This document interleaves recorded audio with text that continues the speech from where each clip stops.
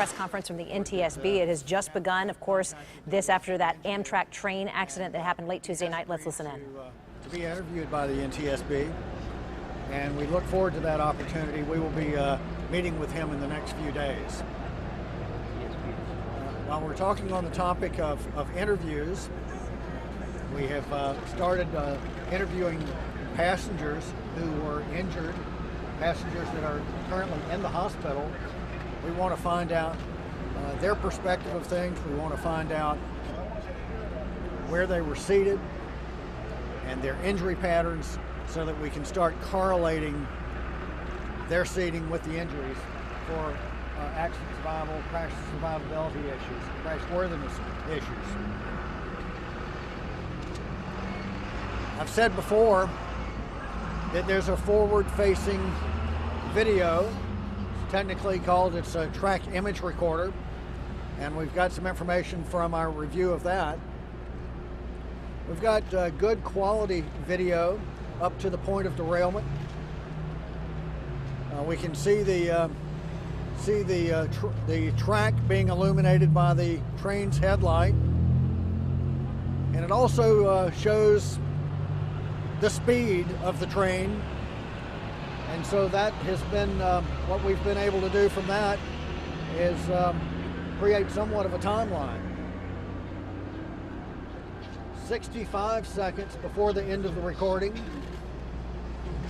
the train speed went above 70 miles per hour. 43 seconds before the end of the recording, the train speed exceeded 80 miles per hour. 31 seconds before the end of the recording, the train speed was going through 90 miles per hour. 16 seconds before the end of the recording, the train speed was going through 100 miles per hour.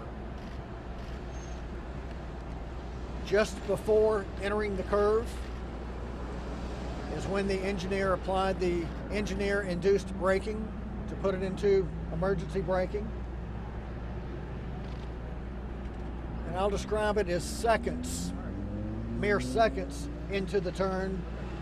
We could see the train tilting approximately 10 degrees to the right, and then the recording went blank. Some other things that we've been able to do today: we've developed test and inspection plans for the rail cars and the locomotive. We've examined the pre-departure inspections for train 188 before it left Union Station 2 nights ago, which includes the pre-departure brake test, and there are no anomalies noted in any of those inspection records. We will continue to examine all of the inspection records for the train. Today we interviewed the Amtrak manager in charge of training and qualification of railroad engineers.